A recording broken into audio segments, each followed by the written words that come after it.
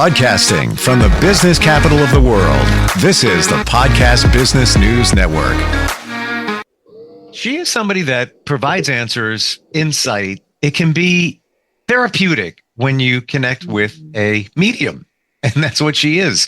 I've seen her do it. I've experienced it. We've had these weird synergies over the past couple of months during podcasts, of which I can't explain. But that's how it works. And it's not my job to explain.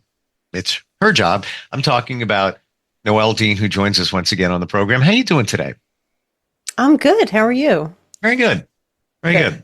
Lots of positive direction as we get ready for another Mercury retrograde, which is, we can change away. So pre-phase in progress right now. So, all good though. All good. I want to share with everybody what makes you radically different aside from the intuition. It's your other side as a therapist, counselor, which I find is a very interesting blend. I've talked to intuitives who have a past medical background, and that can help them when they're talking about somebody who may have passed, and can explain, the heart, the lungs, and things like that, which is all good. But you work here, and it's very different. I think it's really cool. It's like a cool arsenal to have underneath you. Oh, before we continue, disclaimer. Thank you. The information presented on the podcast is educational in nature and is only provided as general information and not medical or psychological advice, nor is it a substitute for seeking licensed healthcare services. Thank you. And there you go. So you've been saying recently that my dad has been popping through, and I'm not making this about me. We use it to illustrate, an example how the process and the work works. I've never really connected with him since he passed when I was younger, much younger. I ask for signs. I don't believe I get them from him, where I get them from others. Call it universe, call my mom. I find that kind of odd. I don't know, but you're saying there's something there.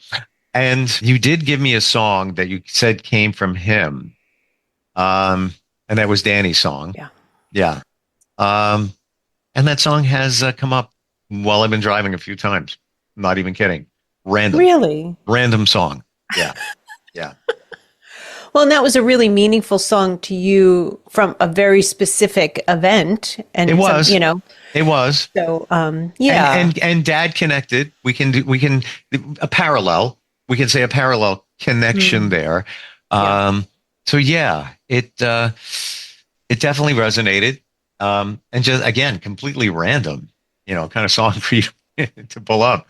But that's how it works. And, yeah. So I hear you about your dad, and my sense from him this morning, and I'm starting to get, when somebody's energy comes in close, I get chills, like a particular kind of sort of somewhat all over chills. And I'm just getting them right now, like my arms and my legs.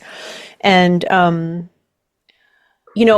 I stick with the word mediumship for many good reasons, but I also just want to remind everybody that mediumship is like intuition with the volume turned up. So it's not some magical power that a few of us have and not everybody has. I've just spent a lot of time developing this.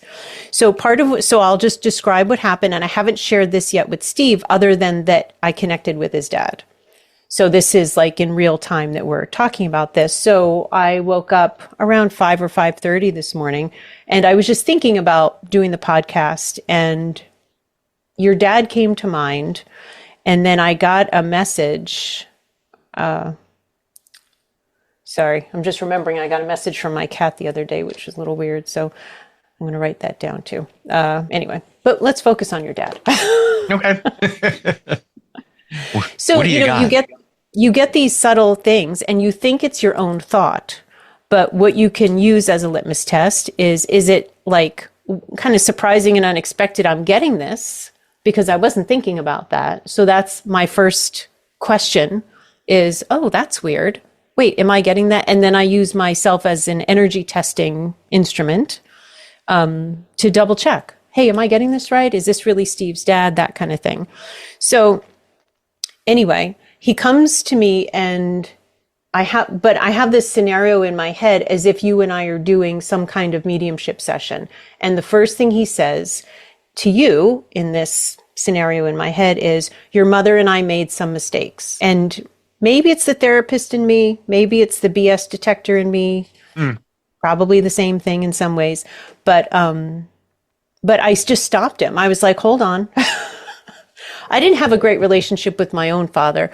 And I've had to really work at my relationship with other family members. So I think it gives me some insight into stuff. And I basically said to him, look, you're kind of not owning your part. Bringing Steve's mom into this is saying we made mistakes. And I really think it would be more impactful to Steve if you actually owned your side of that. And part of why I'm describing this dynamic is that you may resonate with this as, oh yeah, that's totally my dad. When the more I kind of talk about this, like his personality. So when we go to the other side, we heal, we shed some stuff, but we are, like, the essence of us doesn't change all that much, it seems, at times. Anyway, we started talking a little bit more about this, and it was kind of me sort of coaching him. And I was like, look, I get that you don't want to feel blamed, because that's what felt like came up for him, is that he was somebody who didn't, it's like when you have a big mess in your house and you don't even want to start cleaning it because you're so overwhelmed that you're just like, oh, screw it, I just can't. Yeah, I just can't deal. Yeah. Exactly. And that was the sense that I had from him, is that he was like, I don't know, kind of resigned that he could actually do better. And almost like a one-track way of thinking about things. So I felt like if I could talk to him a little bit, and I do this with other people who've crossed over, so this is nothing new or different. I just don't always do this, but when it feels appropriate. So basically I talked to him about, like, look, I understand about the shame. You don't have to go from blame to shame. And you're on that side. There's a lot of support over there for you. And look, there's nothing for you to feel shamed about. Steve better than I do, but I've spent some time with him. He seems pretty open about stuff. And when people own their stuff, when people really take responsibility and accountability for their behavior, it changes everything. It changes everything. So I was encouraging him not to stick with the idea that he will feel worse about himself if he owns up and maybe you don't forgive him, or then you blame him for something else and then he feels worse about himself. Like, it was so interesting because it seems like a very unevolved conversation, even though sometimes we think when people are on the other side, there's only love and everything is perfect, and it's really not. He still has to grow. He still has his own evolutionary process within himself. Well, that's interesting to consider, because yes, we think it's all, sunshine, roses, lollipops, and on the other side. And everybody's together now. Everybody's happy. It's all good. But if you look at it in terms of afterlife, then that's just the energy is still there as it was, because now it's going to be transferred to another plane, if you will, another life. And, if you believe in reincarnation. Yeah. So I guess it would be reasonable to think that whatever somebody's feeling is now taking that here. And that's why, we have that lineage of, stuff doesn't go away. Beautifully stated. And we have these lessons that our souls come here to learn faster or, harder lesson wise, because this is the stuff we have to learn. Like, for me, a lot of it is self-doubt and, the idea of faith, and where do you draw the line with faith and empowering yourself kind of thing. Your dad has his own stuff that he's working on. So anyway, at some point, we recognized a bit together that he had to think more about his impact on you at this point, rather than worrying about his own feelings about himself. And then I brought to him the idea, like, hey, a genuine apology would be great. And how about a calling card? Because Steve's been asking for signs. And so I got the quote from him: "I'm sorry for being a difficult person / dad for you over the years." And as soon as I got that, the song "The Reason" started playing in my head by Hoopastank. So I started hearing, I'm not I won't sing it and torture everybody, but I'm not a perfect person. Yeah. There are many things I wish I didn't do. And I can feel like the emotion. So one of the clairs, one of our senses is clair empathy. So we have claircognizance where we know things, or clairvoyance where we see things in our mind's eye. But clair empathy is you feel their energy, and it's an intensity. And it could be love, it could be regret, makes me cry sometimes, certainly tears me up. And maybe you're feeling a connection with this because you seem like you're feeling maybe a little affected by this. Yeah. And I'm going to look at the lyrics of that song too. It's been a while. Used to play it. Good. Played it when it was a hit on the radio, but it's been a while. I hear it playing in my head.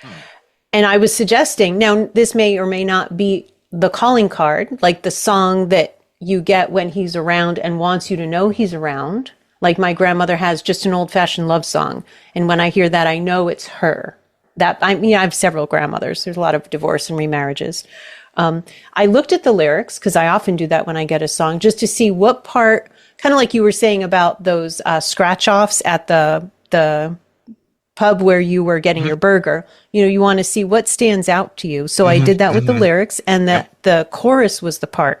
And the chorus is, I've found a reason for me to change who I used to be, a reason to start over new, and the reason is you. And I'm feeling it again because I know he's here with us.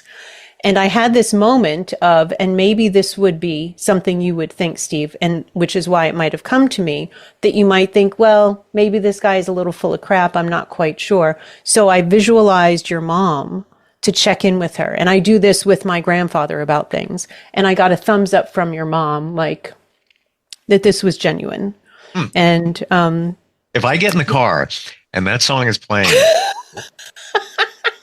Steve's going to have to pull over. Pull over, let yourself cry, and let us know next week how this goes. Yeah, I'll be calling you. Please do. I love this. It's not a, the song is at least, I think, came out in the mid 2000s.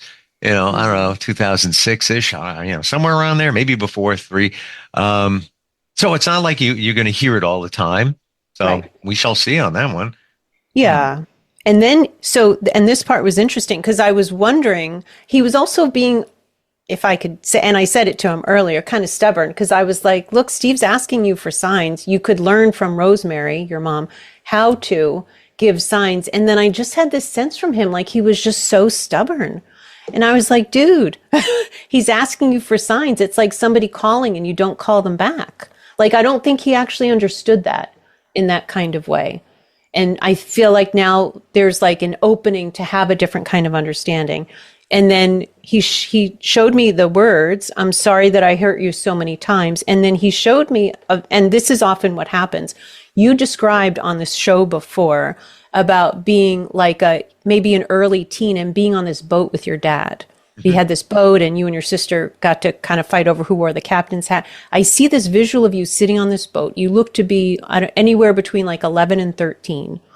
And I just see, as if from his perspective, this view of you, like he just shared something important with you, like he had a plan to do something and changed it, or something happened and you were just, the energy of you was just deflated and disappointed, and it was very obvious from your body language, and he really took that in. Like he replays that scene in his head. I could feel like how crappy I felt about myself, that I was the person to inflict that on somebody who was otherwise probably pretty happy-go-lucky. And then at the end he said, because he's trying to avoid feeling really terrible about himself, and I can have compassion for that, as I'm sure all of us can. And then at the end, he said, owning your stuff, isn't saying I'm the worst person in the world, which is what I always wanted to avoid, because I felt that way as a man sometimes, that I just disappoint those I love. Yeah. Wow. It's a big admission. Yeah. And I only know what I know. I don't know because my parents split when I was very young. So therefore, I only know what I was told. Mm-hmm. So I don't see, and it takes two, I don't see both sides of that situation. I'm 3, then I'm 4, then I'm 5. there's only so much I can understand based on what I've been told. Maybe he wasn't, as bad as made out to be, but I do know just what you said, disappointments and things like that. Yeah, that existed. And then it came to a point when I was probably 18. Yeah, I was working, had a girlfriend. I'm like, I don't need you. And that's where I gravitated away. And then out of nowhere, he passed a couple of years after that. Gotcha. Yeah. But even as you're saying, just as you said that, what I'm getting from him is that it all added up. Like his lack of interaction, like really being engaged with you, like it all added up. So of course you're like dismissive of him because it's like, F it, I'm not getting what I need here. 100%. And I'm mirroring what somebody else is doing. If that's not important, then, then you're not important. And we all do that. Interesting. I'm going to share with you. I'll laser this down. Last night I got some news, not surprised, but, it was a change, door close, and room for a door to open. Right. And my son, who's 18 at college, calls me right at that moment. It was the weirdest thing. Because he, doesn't like randomly call. He's busy. Hey, you want to talk? I'll text him, whatever. Out of nowhere. That's weird. So the time, I don't think there are no coincidences. So the timing of that was weird. Just weird. We had a great conversation. It's all good. Making plans and things like that. But I just thought the timing out of nowhere, like a random Monday night, then he calls, but at that moment. Yeah, and what I'm picking up on, and if I didn't think I would ugly cry, I would let myself. But what I got from him is opposites. Like you did the opposite, that your son is connected enough to you to reach out because he's feeling this shift in your energy. He's saying this is a reflection of your effort. Like you really did the opposite. Yeah, well, my son reached out to me. I didn't call him. Right. Yeah. But with your dad, you were like, never mind. Yeah. And now your son is like attuning to you in a way. So, and interestingly, my son, my dad, birthdays, like 4 days apart. Yeah. Right. And my mom and my daughter, 1 day apart. Wow. Right. It is weird. Yeah. And I always felt, the particular sign, my son, my dad, I had a girlfriend back in the day. They were the same sign. I think that sign and my sign can have challenges where I see that my daughter, my mom, that sign and my sign, not so much. Yeah, they can exist, but you find a way, you know what I'm saying? Yeah. Just could be me, but that's kind of how I feel when I look at it, I don't know. I just think it's weird that their birthdays are, and my relationship with my son, not the same as me and my dad, but I see similarities. And good stuff. I'm not talking negative or anything like that. Yeah. But just the dynamics and the closeness and that kind of thing. Yeah, and we recreate a lot of the stuff that's familiar to us. It takes a real conscious effort to not do that. Yeah, and that's subconscious too. That can be. Oh, sure. In therapy, we call some of that we would call reenactment. But from a spiritual perspective, just as you were talking about the birthdays, what occurred to me, and I don't know how much this is, really true for your relationship with all of the people that you were naming, but you might have, souls reincarnate together. It could have been that your mother was setting you up to learn some lessons that she was also going to be learning from. And then your daughter would sort of pick up where she left off. And just like with your dad and your son, I was told that about a couple of people in my life. If I don't learn this from this family member, I'm going to get this new family member later that's going to make sure I learn this lesson. Well, isn't that kind of the universal rule? Mm-hmm. The universe has a lesson for you. And if you don't learn the lesson, it's going to keep coming your way, different shapes and form until you learn the lesson. And you can deny it and, go in another direction, but eventually you're going to get there. Yeah. Yeah. And you want to, we're all just trying to do our best here and support each other, support ourselves. And some of these things are really tough lessons. And sometimes it seems like the hardest challenge you've taken on in this life. And maybe there's very good reason that you chose to take that on in this life. And, just like with your dad, and he has his challenges, it'd be interesting to know his next iteration. Like, what is he going to look to do? What is he going to try to really not recreate that he feel like my sense was he very much felt in certain ways like a failure as a dad. So, how is he going to work that next time to try to not remedy that, but to rebalance the karma of that? Or maybe the two of you will have another dance in that next life together. Because a lesson needs to be learned. Yeah. Really? Something needs to be resolved between the two of you. You bring a lot of light to the fact that many of us think on the other side that it's one thing, but it really isn't. And they still carry hurt, embarrassment, shame, whatever all different types of emotions. It's all going on. And I believe that. I believe that. And that's only since I had this full realization that their energy is always around us, always around us. So why would it change? It's not like, I'm up on a cloud now. Everything's great. Fabulous, fabulous. No, the energy is just, the only thing that's missing is one thing, the body. Yeah. That's it. So why would it change? I don't think it does. I'm totally on your page. Yeah. Totally on your page with that and everything else. That one, since we're talking about it today, for sure. I don't see there's, I don't see it's like, go to a place where it's all happy. No. Can they be connected with others? I think so. Yeah. Yeah. And can they reconcile if there was a rift? Yeah. Why not? You could do it here. Why can't you do it in spirit?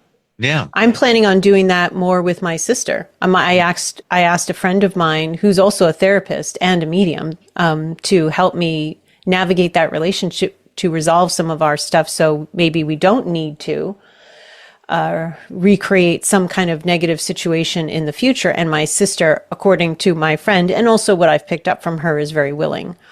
So, and that's one of the things I really want to support people with, is working through some of these kinds of issues with somebody on the other side they had a challenging relationship with, because it haunts you and you recreate it with other people here. You maybe read, oh gosh, what if I am going to reincarnate and the same crap is going to happen again? And, and there's something to learn. There's just something genuinely to learn. Yeah. Yes, because why did it happen in the first place? Because there was a lesson to be learned and it wasn't. So it's just going to continue.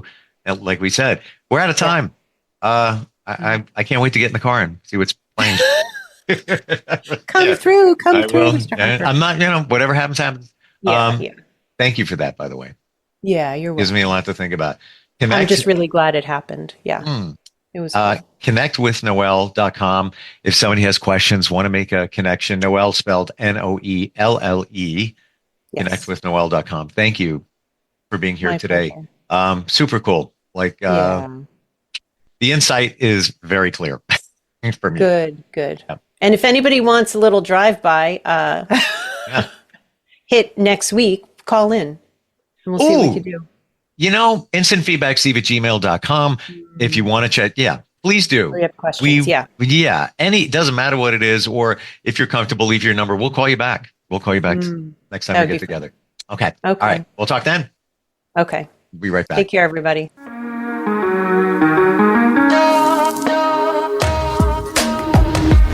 Broadcasting from the business capital of the world, this is the Podcast Business News Network. When it comes to making plans, you are the best. What about those round trips that you plan in advance, which are perfect on your way there and perfect on your way back? Or those meetings with friends for which you make a group chat 3 months before so that nobody or anything is missing? Or your daughter's first birthday party. You planned it with such dedication that instead of the first, it felt like our 15s. The same way you plan each detail for those moments. Start planning to protect you and your loved ones from a natural disaster. Sign up for local weather and emergency alerts. Prepare an emergency kit. and make a family communications plan. Protecting your family is the best plan you can make. Get started at ready.gov/plan. Brought to you by FEMA and the Ad Council.